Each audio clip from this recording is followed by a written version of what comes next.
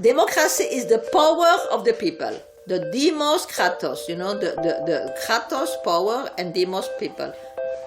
Well, I guess I would say democracy is a system that's responsive to the interests and concerns of ordinary citizens. In the relation of citizen to citizen, no one should be master over another. So inequality undermines democracy and undermines freedom.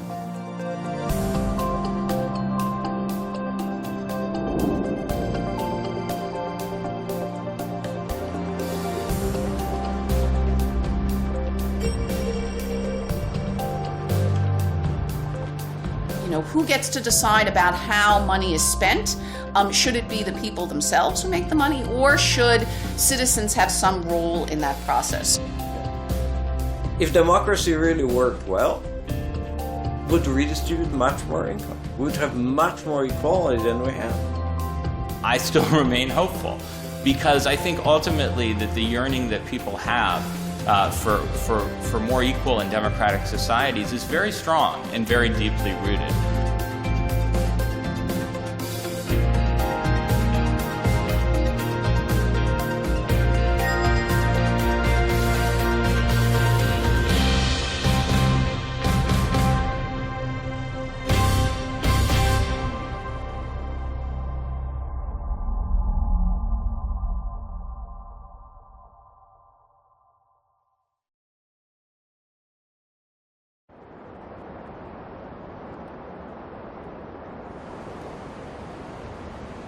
거친 자연 환경만큼이나 굴곡진 역사를 간직한 작은 섬나라 아일랜드.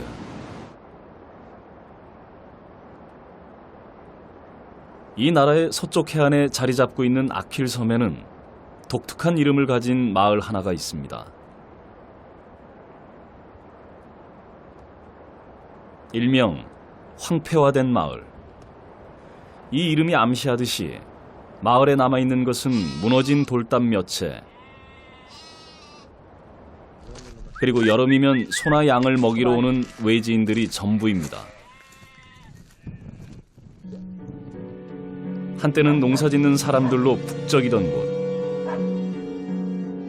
하지만 1845년 아메리카 대륙에서 건너온 재앙의 씨앗 하나가 이곳을 하루아침에 유령의 마을로 만들고 말았습니다.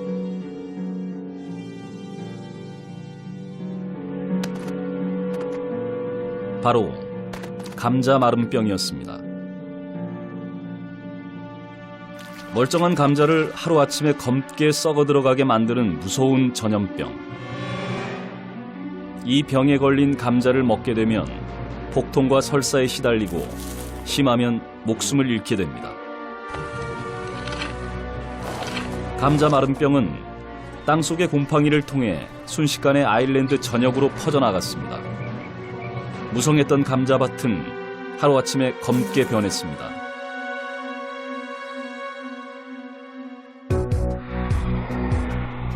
그 결과 아일랜드의 감자 생산량은 급격히 감소했습니다.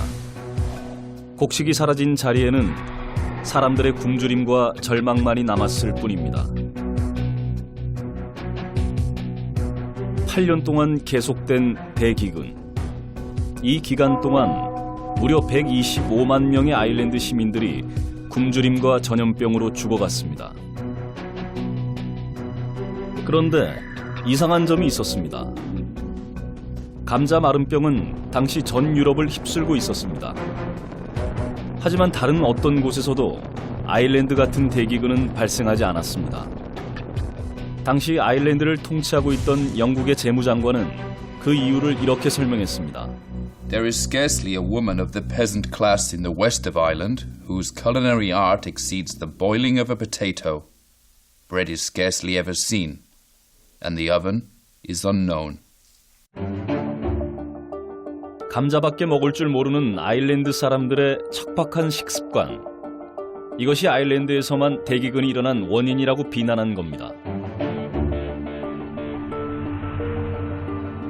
하지만 이 거대한 비극이 정말 아일랜드 사람들의 탓이었을까요?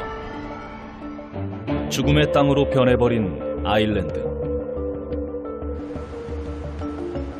사람들은 살 길을 찾아 외국으로 떠나기 시작했습니다.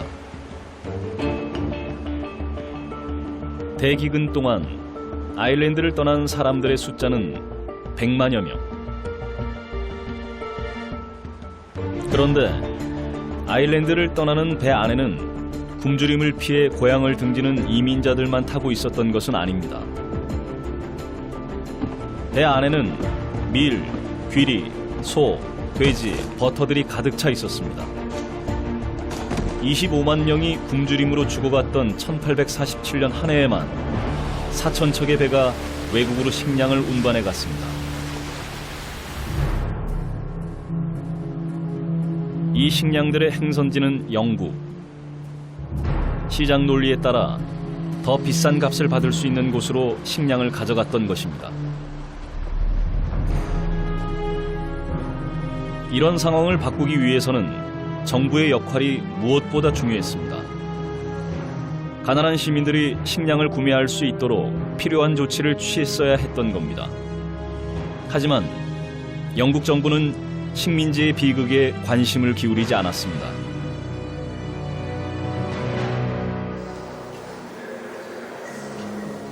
아일랜드 사람들의 굶주림을 외면했고 기아를 막기 위한 정책 또한 적극적으로 내놓으려 하지 않았습니다.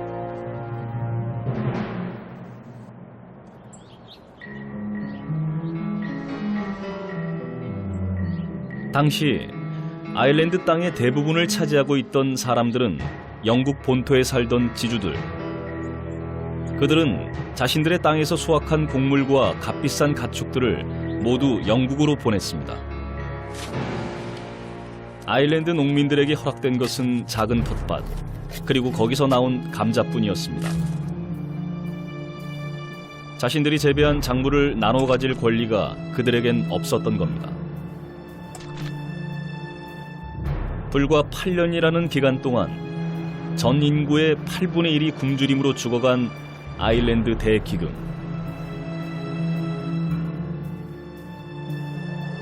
이 비극의 근본 원인은 감자 마름병이 아니었습니다.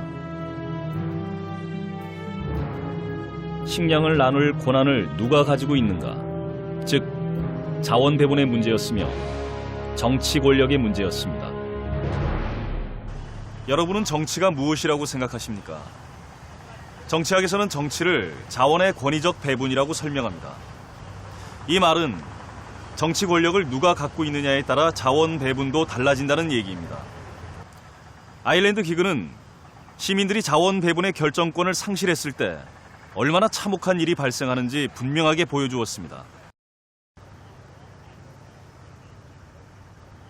시민들은 자원 배분의 결정권을 가지려고 노력해왔습니다. 이것은 인류의 오래된 이상이었습니다. 시민들 스스로가 자원 배분에 대해 통제력을 갖겠다는 이상, 바로 민주주의입니다. 우리는 먼저 민주주의가 시작되고 찬란하게 꽃피웠던 곳으로 가보겠습니다.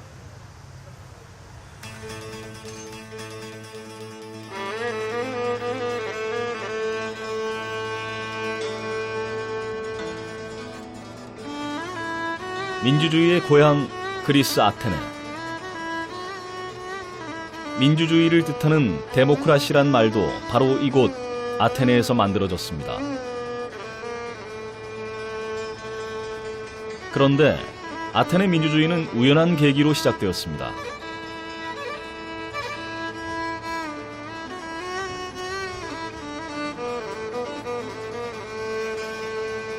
아테네 남동쪽에 위치한 라브리온. 기원전 483년 이곳에서 대규모 은광이 발견되었습니다. 당시 광산은 아테네 시의 재산이었습니다. 따라서 광산에서 얻은 수익도 시의 재정으로 사용돼야 했습니다. 시민들은 이 라브리온 은광의 수익을 놓고 격렬한 토론에 들어갔습니다. 은광의 수익을 시민들에게 골고루 분배하자고 제안하는 측과 그 수익으로 함선을 건조하자고 주장하는 측이 팽팽히 맞섰습니다. 당시 아테네는 페르시아와 대치 중이던 상황. 따라서 페르시아 공격을 막기 위해서는 대규모 함선이 필요하다는 것이었습니다. 결국 은광에서 나온 수익으로 아테네는 200여 척의 배를 만들었습니다.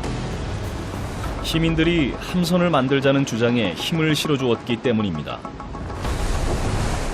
그로부터 2년 후 페르시아 대군이 아테네를 침략해 옵니다. 아테네 해군은 기발하고 대담한 전술로 페르시아군에 맞섰습니다. 아테네 시를 버리고 인근 살라미스 섬으로 숨어들었던 겁니다. 페르시아 수군을 살라미스 섬으로 유인해 격파하기 위해서였습니다. 결과는 아테네의 완승, 은광 수익으로 만든 선박은 이 위대한 승리의 원동력이었습니다. 또 다른 승리의 주역은 바로 시민들이었습니다. 자신과 자신의 도시를 위해 목숨을 걸고 싸운 아테네 시민들. 그들은 자신이 아테네의 주인이라 믿었습니다. 결국 살라미스 해전은 시민들의 주인의식과 적극적인 참여를 바탕으로 이루어낸 승리였던 셈입니다. The Navy developed because the democracy had come into existence and suddenly the ordinary people were available to be defenders of their state.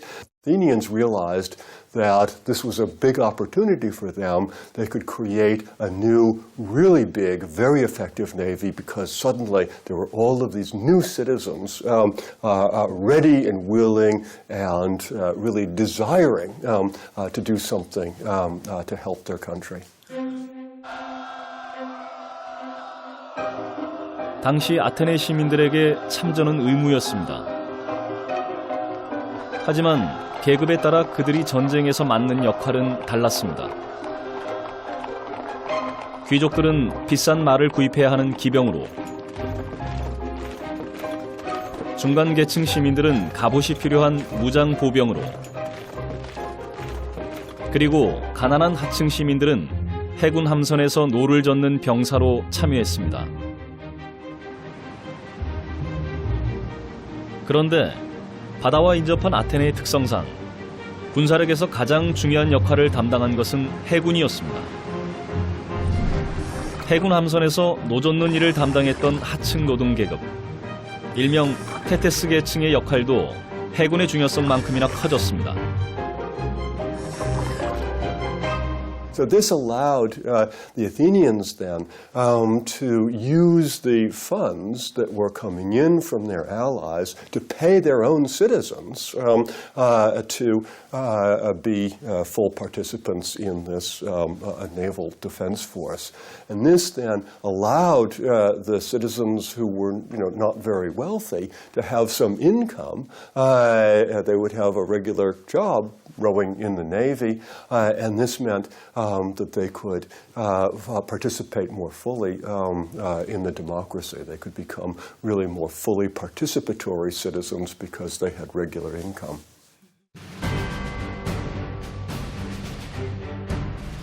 기원전 462년 보수파와 귀족들이 스파르타 원정을 나간 사이 테테스들은 급진파와 손을 잡고 민회에서 하나의 개혁안을 통과시킵니다.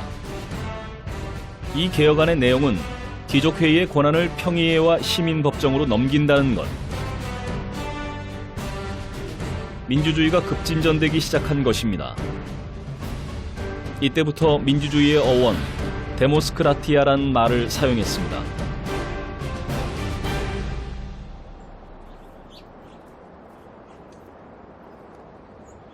아크로폴리스 서쪽에 자리한 푸닉스 언덕은 아테네 민주주의의 상징과도 같은 곳입니다. 바로 민회가 열렸던 장소입니다. 아테네 시민 전체가 참석해 시의 중요한 업무들을 결정했던 민회. 9일에 한 번, 1년에 총 40번씩 열렸던 이 모임에서는 모든 사람들이 자신의 의견을 주장하고 반론을 펼칠 수 있었습니다. 최종 의견은 거수를 통해 결정했습니다.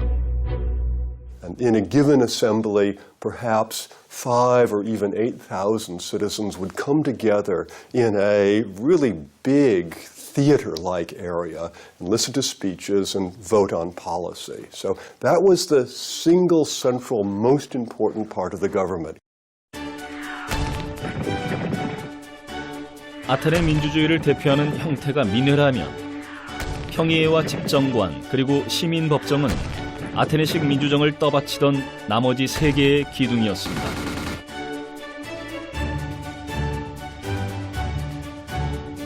평의회에서는 민회에서 의논할 주제를 미리 결정했습니다. 민회가 수행하지 않는 대부분의 행정 또한 시민들이 맡았습니다. 추첨을 통해 집정관으로 선출된 시민들은 1년 동안 아테네의 행정 업무를 담당했습니다.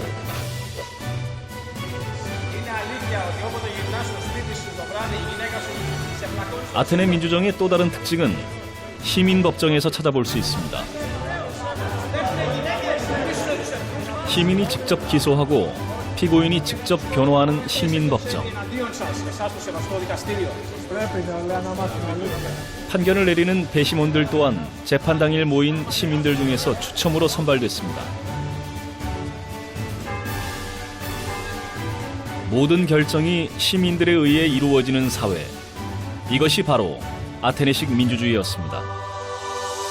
Between the government out there and we the people, the citizens, over here, it was the same thing. The citizens were the government, and so therefore decisions of the government are decisions of the people of Athens.